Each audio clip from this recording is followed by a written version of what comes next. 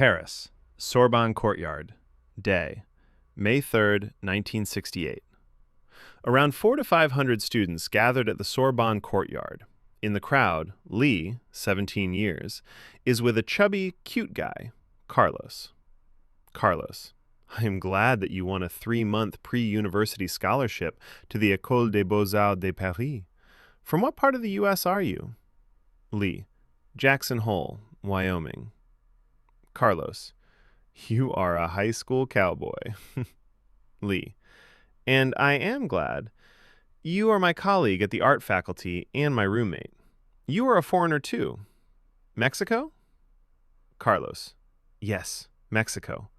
We are lucky to be staying at l'Hôtel de la Loire, close to Beaux-Arts and the Sorbonne.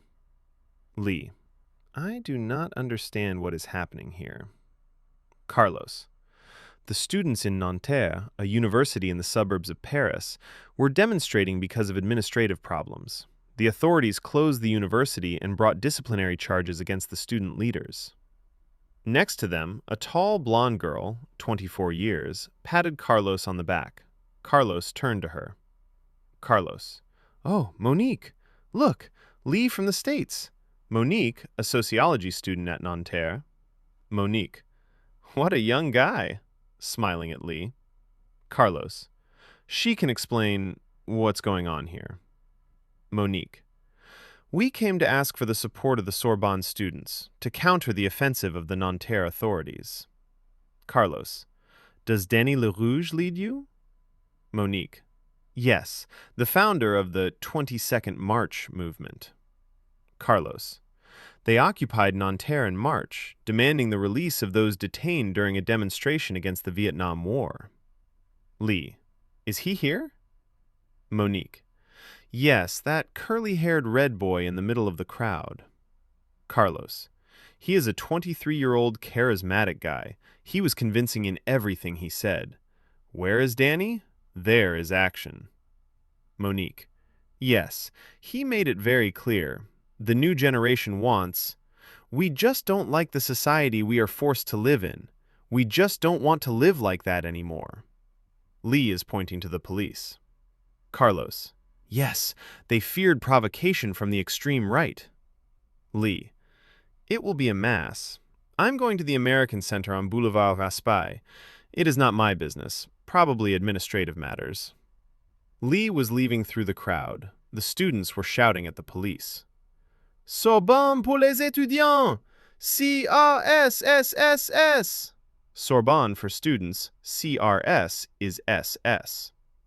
Lee, who is CRS? The Compagnie Républicaine de Sécurité, CRS, police unit specializing in riot. Lee managed to get out of the courtyard. Sorbonne Place, 6, May 68, day. The Sorbonne is occupied by the police. Tens of thousands of students are coming in waves, heading towards the Sorbonne surrounded by police. Down with the police repression! Among the students standing across from the police are Lee and Carlos. Monique appears with a group of teachers under the banner, No Repression.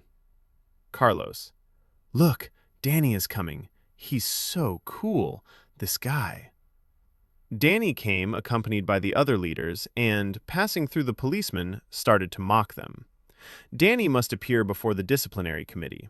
The students accompanying Danny sing L'Internationale with the right hand raised and the fist clenched in salutes as they climb the stairs of the Sorbonne. Lee, what a beautiful song. Carlos, it's a socialist song. The lyrics were written by a French from the Paris Commune, and the melody was later also composed by a French. Lee, so Danny is a leftist.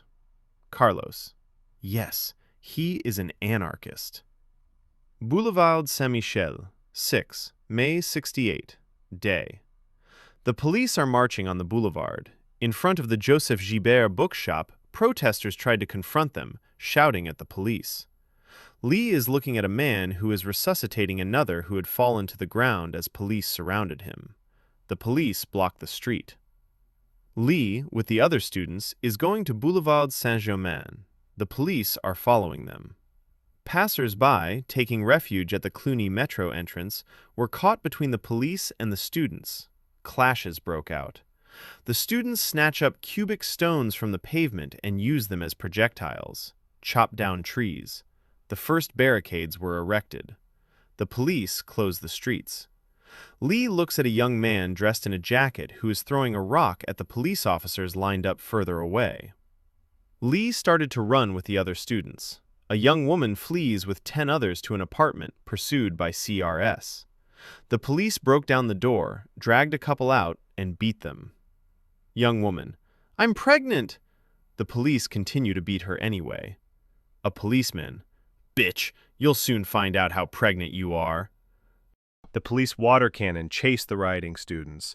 The police directed the stream of water on a young couple who took shelter in a barred gate that wouldn't open. Lee reached the intersection with Rue Saint-Jacques. The street at the beginning is almost deserted. Here, a girl picked up another girl with head injuries and a lot of bruises on her legs. Lee immediately jumped to the girl's aid. Lee: "What happened?" "She was beaten up by the cops. She works in the area, and she was in the way of the cops on her way home." The fallen girl was barefoot and barely standing. Lee: "SS is coming. We can't go to the Sorbonne. Let's go to Samaras and my hotel. I'll get the manager to call you a taxi." Lee took her in his arms, and they ran away with her. Rue Samaras, Paris, May 10, 1968. Night, 4 a.m. Clouds of tear gas smoke, people lying on the street, police with batons. In front of l'Hôtel de la Loire, right under the lamppost, a pregnant woman is lying on her back, and a policeman is kicking her, then left her there. As the cop is walking away, a smaller guy appears and tries to pick the woman up.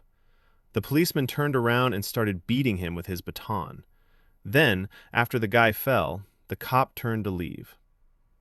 At the l'Hôtel de la Loire, on the 3rd floor, Lee is standing in the window, staring at the horror scene from the street. He waited until the cop moved away from the people lying on the ground and threw the cube rock at the cop, then quickly closed the window. The stone hits the policeman in the back. He turns and approaches the building, throwing a gas grenade at the closing window. Interior, l'Hôtel de la Loire. Lee is in the corridor and shuts the door of a room when a thud, the clattering of glass shards, is heard, and then an explosion. The gas is coming out from under the door. A man has come running up the stairs. Lee: "Oh, Mr. Victor, administrator." "I think they fired a tear gas grenade into the window. Good thing you weren't in the room. It was potentially lethal in such a small space. Later, we'll go in and flush it out with water." They are running down the stairs. Near the exit, Lee stops. Lee: "I'm going to see that there are 2 people down in the street who have been beaten up." "Don't go outside. You'll suffocate from the gas." Lee is going out the door. He holds a handkerchief to his nose, starting to cough. Rue Samaras. The shorter man, an Asian nice guy with long hair, is kneeling and looking for something on the ground, then just gets up and walks over to the fallen woman. Lee is approaching the woman. Blood is running down the woman's face, and she is holding her belly with one hand and trying to squat down. When Lee arrives, the short man is trying to pick up the woman. Lee: "Wait, let me help." Lee: "Let's take her to the hotel. I'm staying there. I broke my glasses too." Lee: "I'm living here too." They are struggling to lift the woman, and then they carry her to l'Hôtel de la Loire. In the doorway is Mr. Victor. "I have birth pains. I called the ambulance, but the cops wouldn't let them through, so they told me on the phone to walk to them. My husband works nights. I'm alone." Lee: "And why did they beat you up?" "Because I started to run away when I saw them out of fear. Next to me, a tear gas grenade exploded, and whoever fell behind the grenades picked them up. The guy just hit me. He must have been scared. I am pregnant." "Idiots. I heard they also attacked faculty members who tried to come to the students. I'm An, a French major at the Faculty of Letters. I am from South Vietnam." Helped by Mr. Victor, they disappear into the building. Paris, 13th of May, 68. A giant demonstration starts from Place de la République towards d'Enfer Rochereau. Workers, students, and academics shout, "Happy birthday, mon général! 10 years! Enough! Popular government!" They sing the Internationale. People hug each other, everybody is kissing everybody, and everybody is talking to everybody.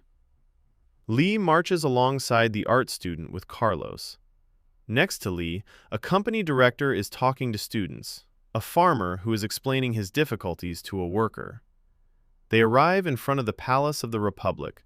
Some climb the Statue of the Republic with flags and banners, and pigeons swarmed around the top of the statue.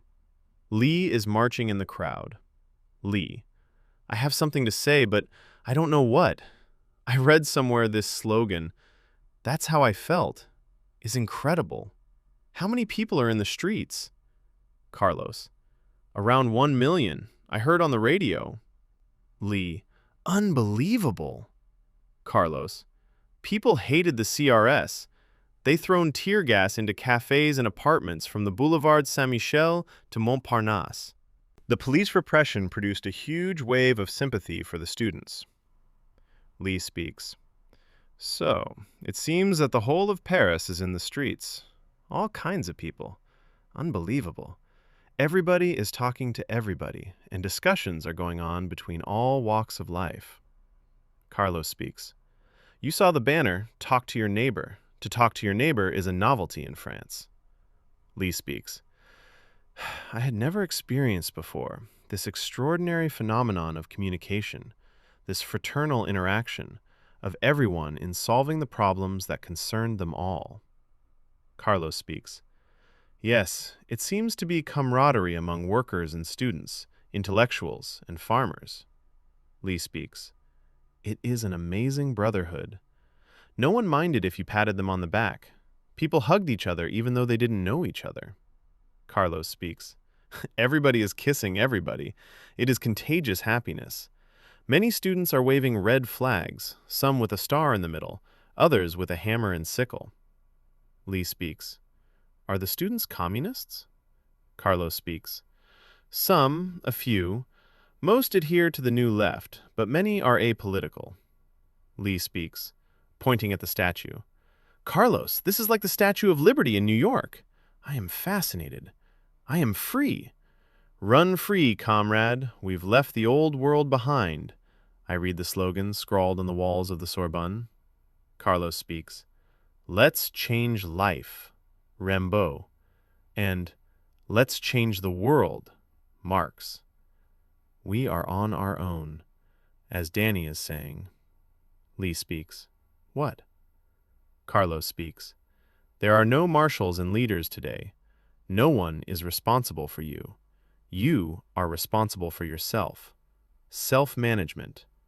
Lee starts humming Bob Dylan's song.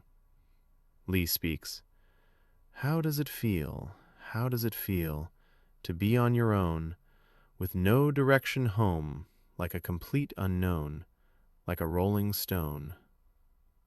Exterior, Sorbonne University, Paris, 14th May, 1968. Day: Thousands of students are going to the Sorbonne, some even climbing out of windows. A group of boys and girls are sitting on the stairs at the entrance to the Sorbonne's main building. A poster is plastered on the building that reads, "Solidarity in all languages," and a poster, "For the first time since 1848, we're kicking ass here," and "Down with bourgeois erudition." On the columns of the facade, a portrait of Karl Marx. Lee walked on and entered the courtyard. There is a sea of young people. Between the pillars, a big banner, "For a revolutionary movement." On the pillars are portraits of Marx, Mao, Lenin, Che Guevara, and Trotsky. The courtyard is filled with stalls of communist pamphlets, literature, posters, and magazines, along with the ever-present red flag, propaganda from various factions of the left. A bespectacled student sits on Victor Hugo's statue's knee, and Lee admires how perfectly the guy imitates the statue, without realizing that he is resting his beard on the thumb of his left hand, just as if he were a copy of the statue. Lee enters the main building. On the main stairs, young people are going up and down. One stopped to light a cigarette. On the walls were carved, "The more revolution I make, the more love I want to make." Power of imagination. In the hallway, there are many students. Every lecture hall is filled with hundreds of young people. Li is looking through the open doors. N approaches Li in the doorway. N speaks. "Hi, so Sorbonne became a cultural center of the student movement. You see, around 2,000 people, students and professors gather for open discussions. I don't know if you understand. The French, they wanted a change in everyday life, individual freedom, sexual freedom, modern education, a better world, not materially, but spiritually." Li speaks. "Yi!" N speaks. All sorts of committees were organized, including the Occupation Committee of the Sorbonne Free People's University. As part of this, I've put you on the Supply Committee with me, okay? Li speaks. "Okay, but what should we do?" Anne speaks. "Supply the Sorbonne with food." Li speaks. "You and me?" Anne speaks. "No, there are others as well." Paris, Rue du Sommerard, Hôtel L'Hôtel de la Loire, 16 May 68. Evening. Li stays in the doorway of Anne's room, a Vietnamese girl, 16 years, in a white ao dai sitting on the bed. "Anne, my sister, Han, Li from the States." The girl is smiling. Li freezes a moment, then offers a nervous smile and blushes. "Han, bonjour." Anne, speaks French better than English. Li, hello. I mean, bonjour. My French is terrible. Hannah? Anne, no. Han means beautiful. She is here for medical treatment. It's over now. I called you to meet her because I want to ask you to take care of her. Li, you're welcome. Sure. Anne, I'm busy with the supply committee for the Sorbonne, which is occupied by students. Li, I don't have any business. I mean, I would have with you on the supply committee. Anne, okay. You're not a Sorbonne student. You can miss it.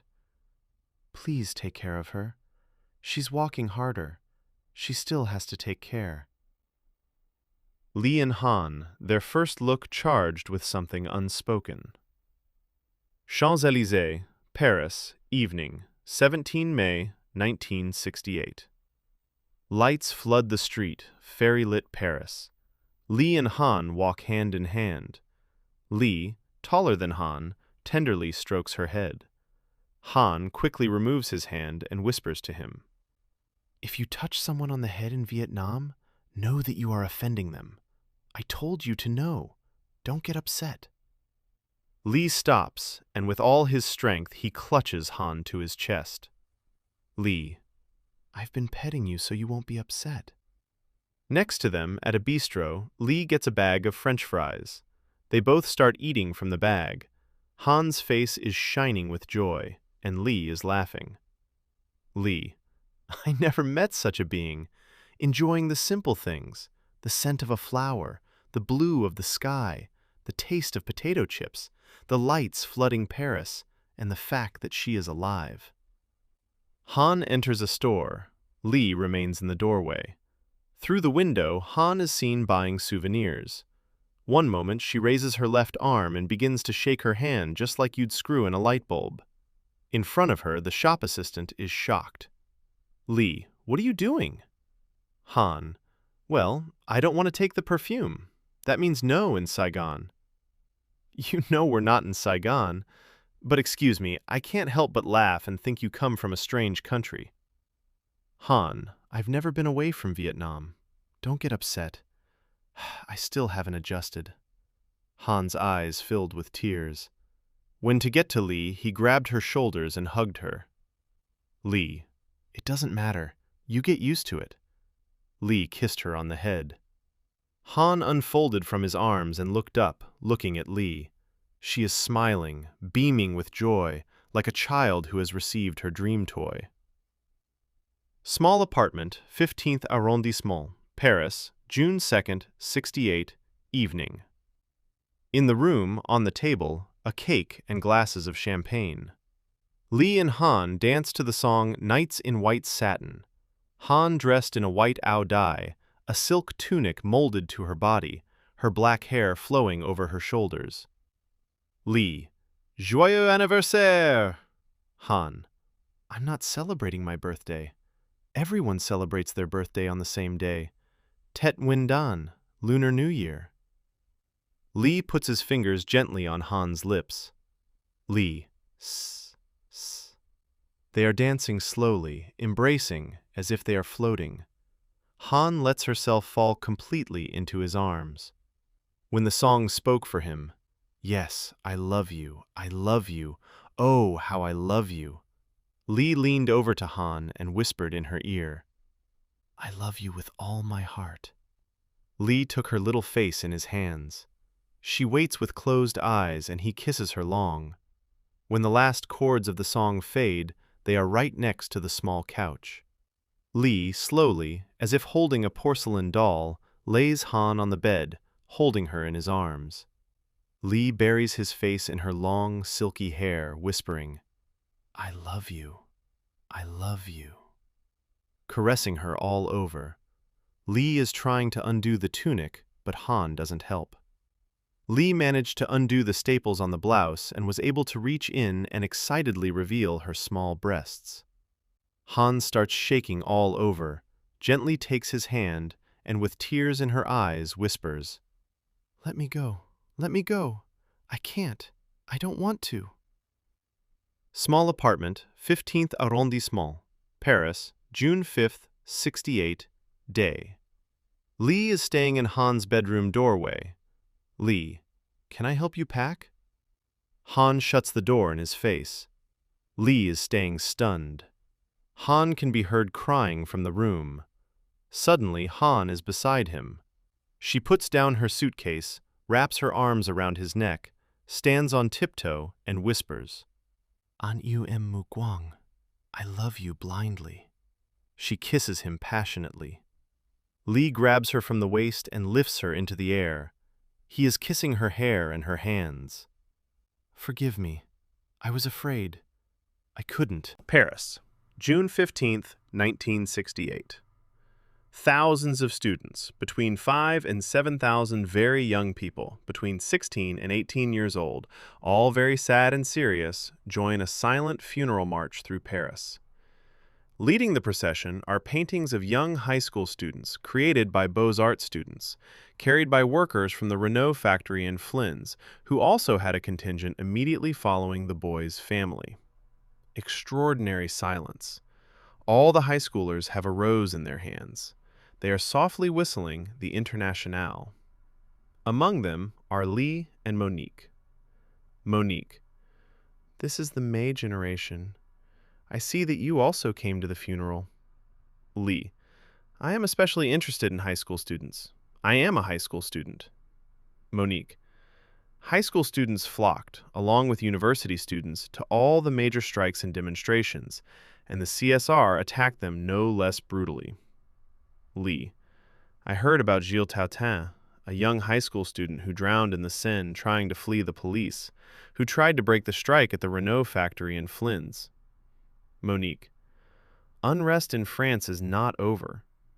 A young lady was walking next to Lee. Lee accidentally bumped into her with his elbow. Lee, pardon.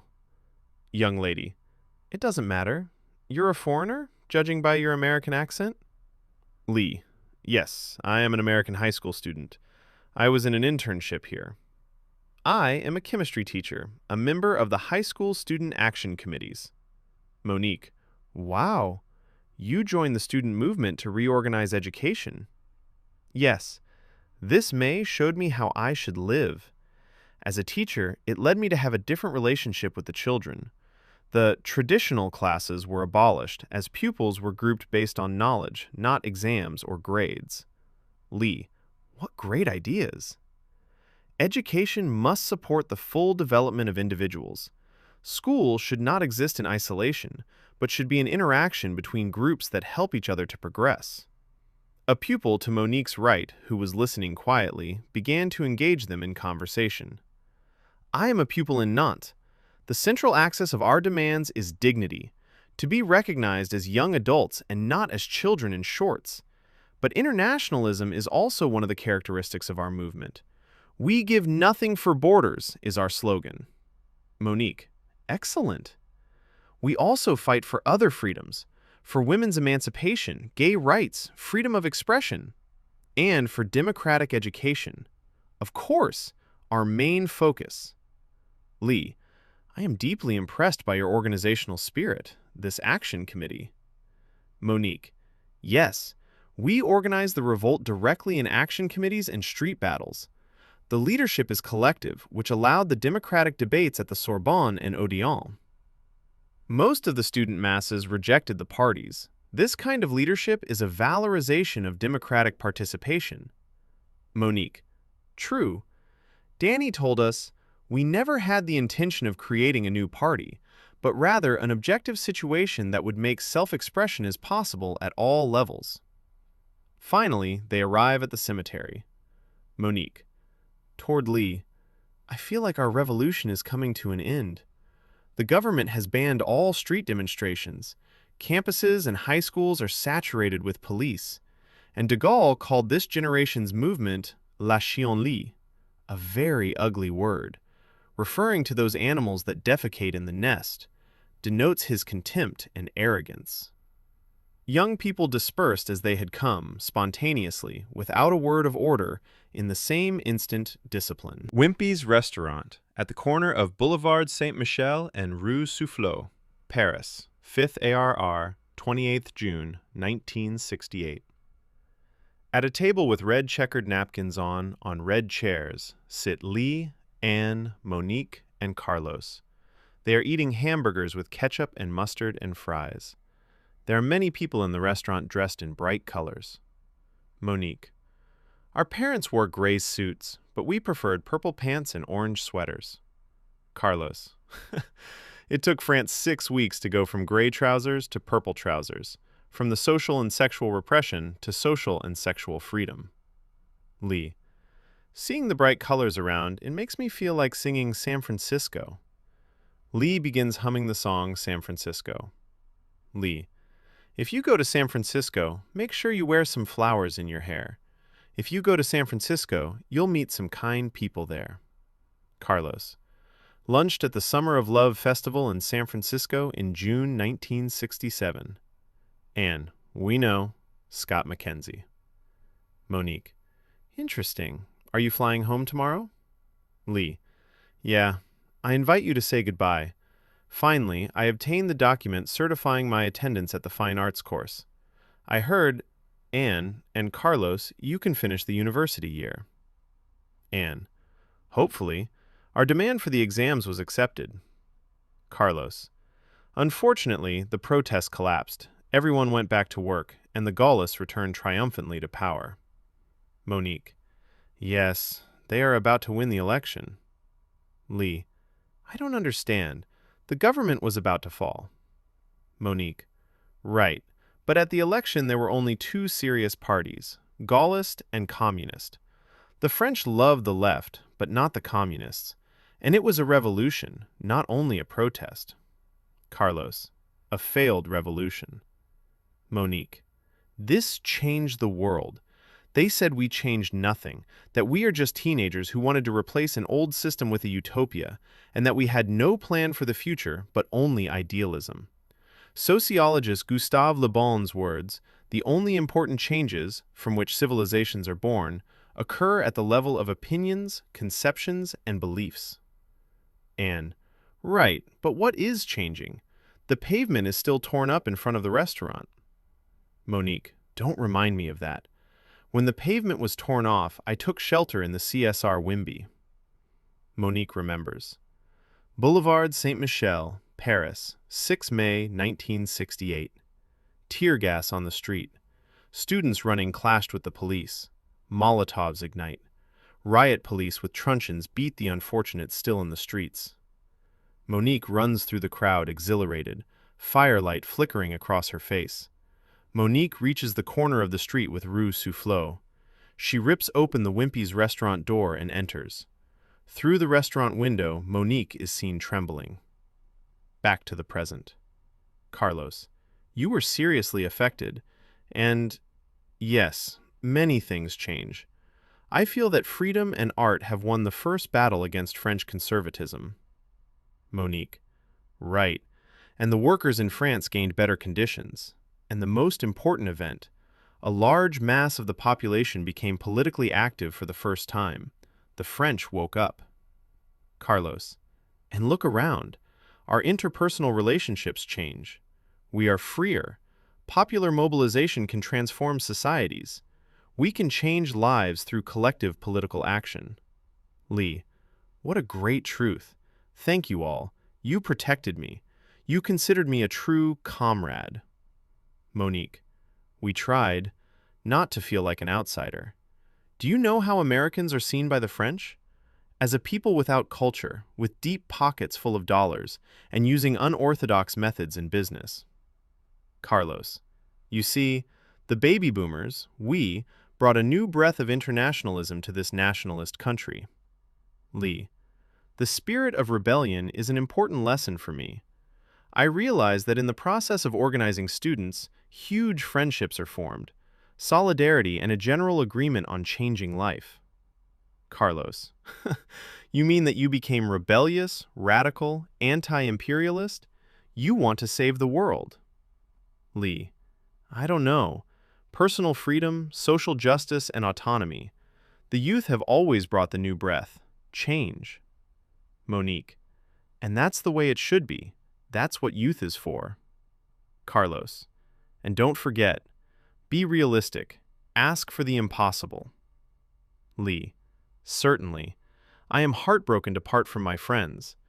But I miss breathing in the fresh mountain air of home, the warmth of the log houses. I miss the wilderness, the freedom. Carlos, you remain a cowboy. They are all laughing. Anne, by the way, I almost forgot. Han called me, from the French embassy. Lee's is frozen. He breaks his hand. Lee, and Anne, she told me to give you her address so you can write to her if you want. Anne hands a piece of paper to Lee. Lee looks at the paper tensely. Anne, and she told me something else. Let me tell you. An yu em mu kwang. I love you blindly. Lee, with his mouth open, a wide smile lights up his face. Je t'aime, je t'aime, comme un fou, comme un soldat, comme une star de cinéma. Return to Nam, Behind Memories, written by M. Muresan. This compelling story is now available as a Kindle edition on Amazon. Film and television adaptation rights are also available for this powerful narrative. Chapter 2, Paris.